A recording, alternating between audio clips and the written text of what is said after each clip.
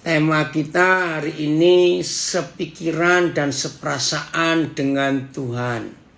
Puji Tuhan untuk itu. Nah, saudara, saya percaya semua kita akan setuju kalau berkata ini sulit. Kalau kita sepikiran dan seperasaan dengan Tuhan itu pasti sulit. Tapi apa saja yang tertulis dalam firman Tuhan, ya saya ulangi, apa saja yang sudah tertulis dalam firman Tuhan, berarti Tuhan sudah mengukur kita pasti akan sanggup melakukannya. Sehingga dengan kata lain tidak ada yang sulit. Saya ingin mulai lagi dengan Filipi 2 ayat yang kelima. Ya, Filipi 2 ayat yang kelima. Mari kita melihat ayat itu lagi. Terima kasih kalau Pastor Ramon sudah menunjukkan berapa ayat yang penting dan gampang untuk dimengerti, maka mari kita mengikuti. Filipi 2 ayat yang kelima. Udah? Hendaklah kamu dalam hidupmu bersama menaruh pikiran dan perasaan yang terdapat juga dalam Kristus Yesus. Ayat biarlah pikiran ini ada di antara kamu, sebagaimana juga dimiliki oleh Yesus Kristus. Taruhlah di dalam hatimu ingatan ini, yang sudah ada di dalam Kristus Yesus. Hendaklah kalian berjiwa seperti Yesus Kristus. Jadi, hendaklah kita masing-masing mengikuti sikap Kristus Yesus. Jelas. Nah sekarang FYI. Hendaklah saudara bersikap seperti Yesus Kristus. Nah, dari semua terjemahan yang kita baca, jelas sekali bahwa apa yang sudah dialami oleh Tuhan Yesus sebagai manusia, saya ulangi, apa yang sudah dialami oleh Tuhan Yesus sebagai manusia, itu sebetulnya bisa kita alami karena dia sudah menjadi seperti kita. Nah, masalahnya di mana? Sederhana sekali. Ternyata masalahnya itu ada di diri kita dengan satu pertanyaan. Mau atau tidak? Jadi untuk sepikiran dan seperasaan dengan Tuhan Yesus, tidak ada cara lain. Sesuai Filipi 2 ayat 5, jawaban kita harus mau. Maka kalau saudara dan saya mau, berarti kita bisa. Haleluya. Jadi yang masih berkata, aku tidak bisa. Mana mungkin aku bisa sepikiran dan seperasaan dengan Tuhan Yesus. Maka jawabannya, saudara tidak mau. Bukan tidak bisa. Kenapa bisa segampang itu iman saya? Ya karena Tuhan Yesus sudah pernah menjadi sama seperti kita. Kalau Tuhan Yesus tidak pernah menjadi sama seperti kita, lalu kita dipaksa untuk seperti dia, nah itu yang namanya Tuhan Yesus maunya sendiri dong. Kalau dia tidak pernah menjadi sama seperti kita. Tapi karena dia sudah menjadi sama seperti kita, berarti saudara dan saya nggak punya alasan untuk tidak menjadi sama seperti dia. Fair nggak kalau begitu? Nah ini ada yang nawar lagi. Aku pasti bisa, tapi on proses. Sudahlah, nggak usah pakai tapi. Mau atau tidak, gitu saja. Gampang ya saudara ya? Oh terima kasih Bapak. Ayo supaya kita nggak lupa. Mana firman yang menyatakan Tuhan Yesus sudah menjadi sama seperti kita. Mulai dengan Ibrani 2 ayat 14. Ibrani pasal 2 ayat 14. Jadi nggak ada alasan ya, karena fair kok. Tuhan Yesus sudah menjadi sama seperti kita, ya fair. Jadi nggak usah takut. Nggak ada yang nggak bisa dalam hidup kita. Karena anak-anak itu, saya ganti langsung. Karena saudara dan saya adalah anak-anak dari darah dan daging. Kan tujuan Tuhan Yesus menjadi manusia dari Tuhan, itu kan untuk menyelamatkan kita. Nah, kita yang diselamatkan ini terdiri dari darah dan daging. Maka ia juga menjadi sama dengan kita. Ayo, mau bantah apa lagi? Ia, Yesus itu telah menjadi sama dengan kita. Dan mendapat bagian dalam keadaan kita. Supaya oleh kematiannya Yesus memusnahkan dia, yaitu iblis yang berkuasa atas maut. PS. Oleh sebab orang-orang yang ia sebut anak itu adalah makhluk manusia yang dapat mati, maka Yesus sendiri menjadi sama dengan mereka dan hidup dalam keadaan manusia. Ia berbuat begitu supaya dengan kematiannya ia dapat menghancurkan iblis yang menguasai kematian. TSI. Ya. Perhatikanlah bahwa kita yang disebut Yesus sebagai anak-anaknya adalah manusia biasa yang terdiri dari daging dan darah. Oleh karena itu sudah tepat juga untuk Yesus sendiri menjadi manusia dengan tubuh yang sama seperti kita. Nah, TSI-nya makin jelas. Oleh karena itu sudah tepat juga untuk Yesus sendiri menjadi manusia dengan tubuh yang sama seperti kita. Dengan begitu, melalui kematiannya, dia bisa menghancurkan iblis. Yaitu dia yang berkuasa atas kerajaan maut. Ayo, saudara mau bantah apa lagi? Kalau memang dia sudah menjadi seperti kita, maka kita nggak ada alasan untuk kita tidak punya pikiran dan perasaan yang sama yang Tuhan Yesus miliki.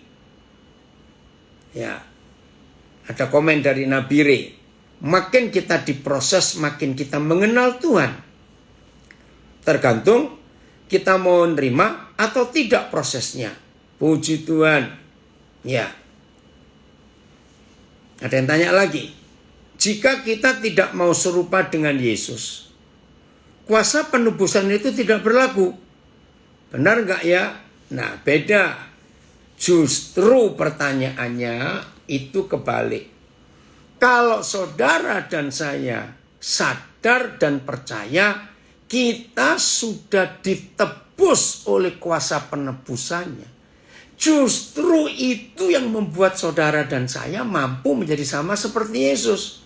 Jangan dibalik, ini kan bahasa manusia alternatif. Ya, saya ulangi, ini pertanyaan bagus supaya jadi pemikiran kita semua. Jika kita tidak mau serupa dengan Yesus, apakah kuasa penebusannya tidak berlaku? Nah, pertanyaannya salah. Saya balik. Ya, makasih Gus. No reason for self-pity. Jangan memberi alasan.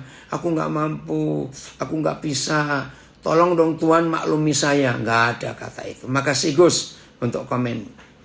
Jadi saya ulangi pertanyaan yang keren ini. Kalau saudara dan saya tahu dan merasa sudah dibangkitkan, ditebus oleh kuasa kematian kebangkitan Tuhan Yesus, berarti kita ini sudah punya DNA, sudah punya kemampuan, sudah punya komponen-komponen yang ada di dalam diri kita seperti bisa seperasaan dan sepikiran dengan Tuhan Yesus. Oke ya? Karena surat Yohanes berkata, barang siapa lahir dari Tuhan, maka dia nggak bisa berbuat dosa loh. Oke ya? Wah, terima kasih untuk hal yang luar biasa ini. Ya, aku pasti bisa. Wah, ada yang beriman nih. Karena Tuhan beserta kita dan memberi kekuatan dan penghiburan bagi orang yang mengandalkan Tuhan. Haleluya. Terima kasih. Ya, Tovan, puji Tuhan untuk itu. Ya, jadi saudara, kalau kita sudah ditebus dengan hidup, kematian, kebangkitan Tuhan Yesus, berarti di dalam diri kita sudah ada darah Yesus. Kalau di dalam hidup kita sudah ada darah Yesus, berarti hidup Yesus sudah ada di hidup kita. Kalau hidup Yesus sudah ada di hidup kita, berarti pikiran dan perasaan Tuhan Yesus otomatis ada di kita. Karena darahnya sudah ada pada kita. Haleluya. Udah, gak usah diskusi lagi. Maka itu saya pertegas dan saya perjelas supaya tidak ada pertanyaan lagi. Mau atau tidak? Sepikiran dan seperasaan dengan Yesus. Titik. Jangan diskusi lagi.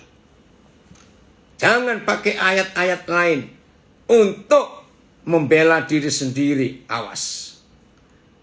Keren ya? Harus tegas. Jadi saya ulangi. Belajar hari ini untuk bisa sepikiran dan seperasaan dengan Tuhan Yesus. Ya, yes or no, kata Johan, anak saya dari Cibinong.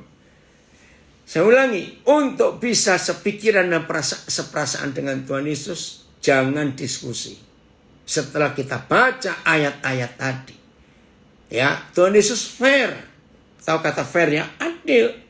Dia minta kita sepikiran dan seperasaan dengan dia karena dia sudah pernah menjadi seperti kita dan dia sudah pernah ada di posisi saudara dan ada di posisi saya. Jadi jangan membedakan lagi. Apalagi dia sudah memberikan darahnya. Ya, apalagi Tuhan Yesus sudah memberikan darahnya kepada kita. Berarti hidup Yesus sudah ada di hidup kita. Jadi nggak ada alasan untuk berkata tidak bisa sepikiran dan seperasaan dengan Yesus. Maka itu mau atau tidak. Yes or no. Dah, itu saja. Kalau mau, ayo kita mulai hari ini bersama-sama berjalan ke arah itu.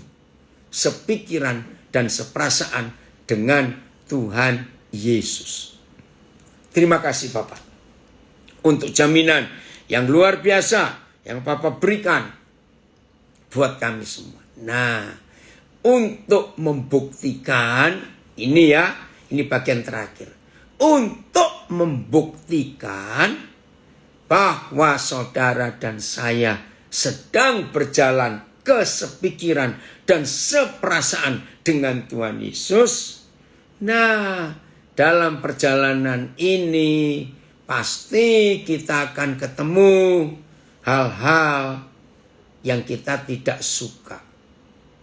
Maka itu ada buku klasik ya.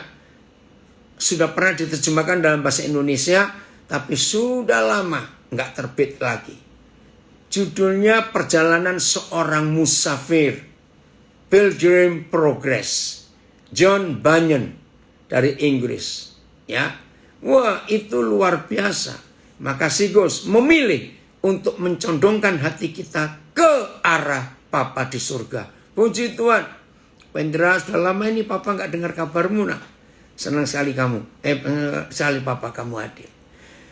Nah, setelah saudara dan saya berkata mau, siap untuk sepikiran dan seperasaan dengan Tuhan Yesus. Nah, memang jalannya tidak mudah. Tapi jangan takut. Dia selalu menyertai kita sehingga membuat saudara dan saya itu mampu.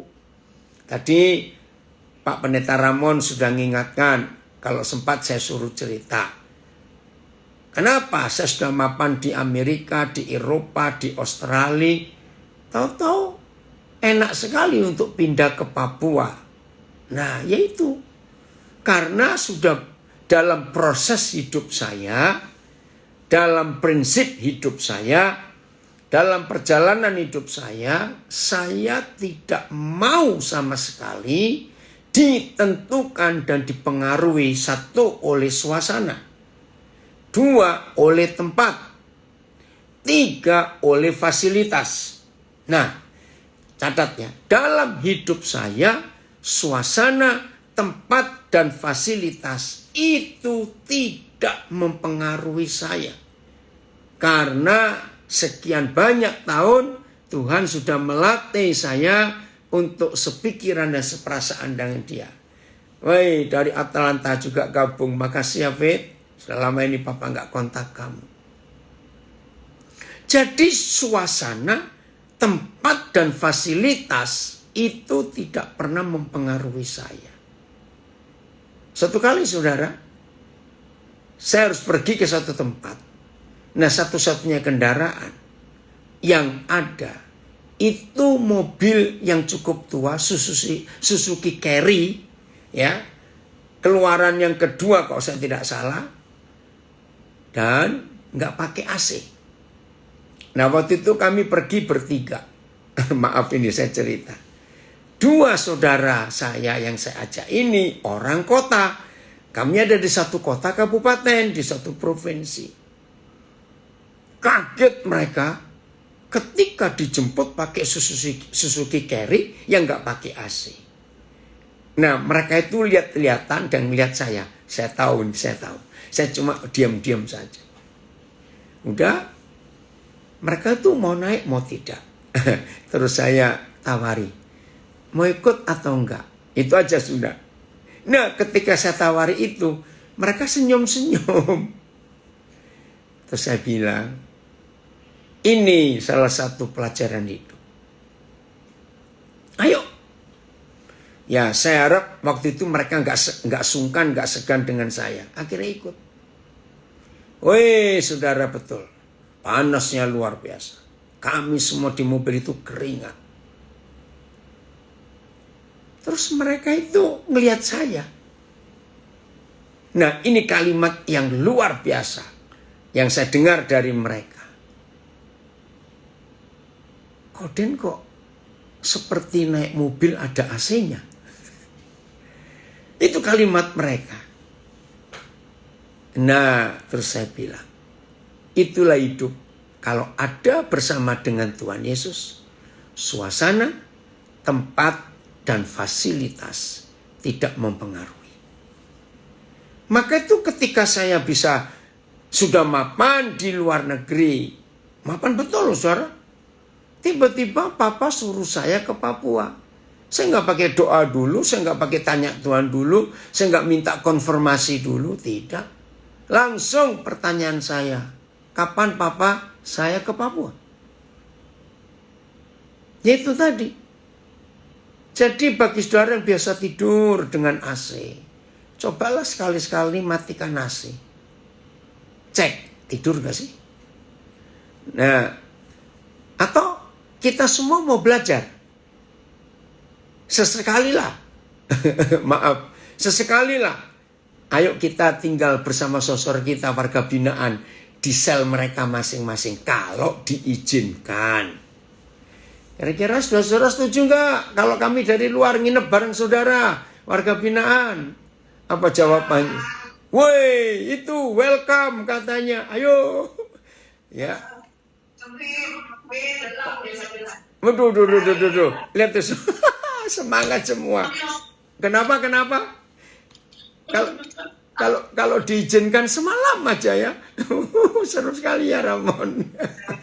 Semalam aja, nggak usah lama-lama. Waduh, itu ada pendeta besar dari Palembang. Wah, butuh kekuatan. Kekuatan apa? Mau tinggal ngerebakan badan terus merem kok pakai kekuatan lagi. Oke ya saudara. Nah, maka itu perhatikan ini. Kenapa? Siapa yang tertawa? Dari LP mana ini? Ya toh, sesekali nggak apa-apa. Supaya kita bisa menikmati. Jadi salah satu bukti bahwa pikiran dan perasaan Tuhan Yesus sudah jadi pikiran perasaan kita. Kalau saudara sudah tidak ditentukan dipengaruhi oleh suasana, oleh tempat dan fasilitas. Haleluya. Berarti kita sudah menang. Oke? Nah, butuh kekuatan katanya dari Lawang. Butuh kekuatan buat nahan gengsi. Gengsi apanya? Apanya yang dibuat gengsi? Nah itu loh.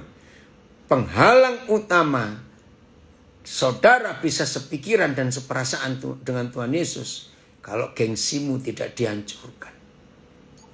Maaf ya, saya punya 3 kata yang membuat orang itu nggak ada gengsinya sama sekali. Maaf, 3 kata ini membuat kita nggak perlu mempertahankan gengsi. 1, kita ini mantan orang miskin. Bahkan sangat miskin. Loh kok bisa? Karena kita lahir telanjang. Apanya mau gengsi? Sangat miskin. 2, kita ini sangat kotor dan menjijikkan. Jangan tersinggung. Saya baru mandi. Bukan masalah mandinya. Saya ulangi, kita ini adalah manusia yang sangat kotor dan menjijikkan. Saya mau buktikan ini supaya masih gengsi-gengsi itu bertobat. Apa yang kita mau pertahankan dengan harga diri kita? Jijik dan kotor. Coba. Ya, sadar. Semua lubang di tubuh kita. Semua lubang di tubuh kita. Lubang ya, maaf. Mulai dengan pori-pori. Ya. Seluruh tubuh kita punya pori-pori. Kalau tidak kita mati. Ya. Pori-pori. Lalu lubang hidung, lubang mata, lubang telinga, lubang mulut, lubang yang bagian bawah. Apa yang keluar dari semua lubang di tubuh kita? Enak kalau keluar duit. Apa yang keluar ini ada yang ngomong tai dan kotoran. Betul. Semua lubang di tubuh kita itu menjijikkan. Aduh. Apa yang kita mau gengsi? Itu nomor 2. Nomor 3. Kita ini sudah bodoh bisa mati lagi. Betul enggak? Sudah bodoh bisa mati. Cukuplah dengan 3 hal ini saja. Supaya enggak ada yang gengsi lagi di antara kita. Betul? Itulah manusia. Dan Tuhan Yesus sudah menjadi seperti itu untuk mengasihi kita. Wih, luar biasa.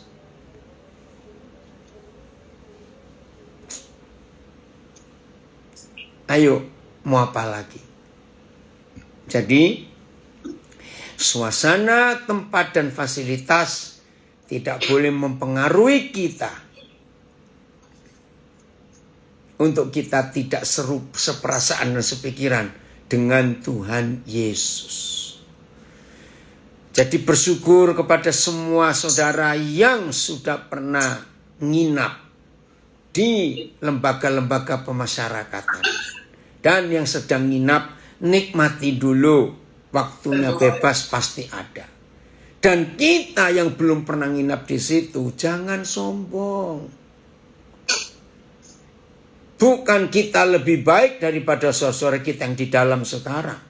Perbedaannya cuma satu.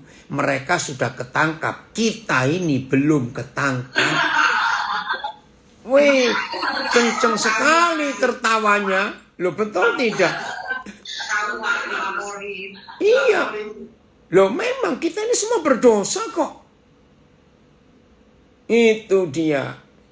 Maka itu, ayo hari ini kita betul-betul melepaskan diri untuk tidak sombong lagi. Jadi gampang ya. Oke, woi, ini sudah ada yang memberi tulisan. Terima kasih, Senta dari Manado. 1, kita orang miskin. 2, kita orang yang sangat kotor. Dari kepala sampai ujung kaki mengeluarkan kotoran, betul. 3, kita ini bodoh dan apa ini? Dan bisa mati kapan saja. Betul. Apa yang bisa dibanggakan di hidup kita? Enggak ada. Indah ya? Terima kasih Bapak. Kalau kami disadarkan akan hal ini. Nah, yang merasa pintar, ayo kita berubah. Oh, ada yang saya baru bebas dari NK. Oke, kalau saya baru bebas dari Nusa Kambangan. Puji Tuhan, ya. Jadi siap ya mulai hari ini untuk kita belajar. Untuk mempercayai Papa kita. Dalam segala hal. Siap ya? Seperasaan dan sepikiran dengan Tuhan Yesus. Wah, tiap hari kita diproses, dibentuk. Maka itu kalau ada orang-orang yang Tuhan izinkan memproses kita, nikmati. Bilang terima kasih ya saudara. Jangan pergi jauh-jauh dari saya ya. Amin atau aman? Kalau ada orang-orang yang memproses kita, diizinkan Tuhan, deketin terus. Jangan diusir. Karena kita perlu dia, perlu mereka untuk menyempurnakan. Nah, suami istri yang rajin bertengkar. Berarti kalian dua belum sepikiran dan seperasaan dengan suami istrimu. Kalau suami istri seperasaan dan sepikiran, nggak ada masalah dalam hidup. Terima kasih Tuhan baik untuk memberikan firman ini buat kita. Selamat belajar untuk sepikiran dan seperasaan dengan Tuhan Yesus. Haleluya.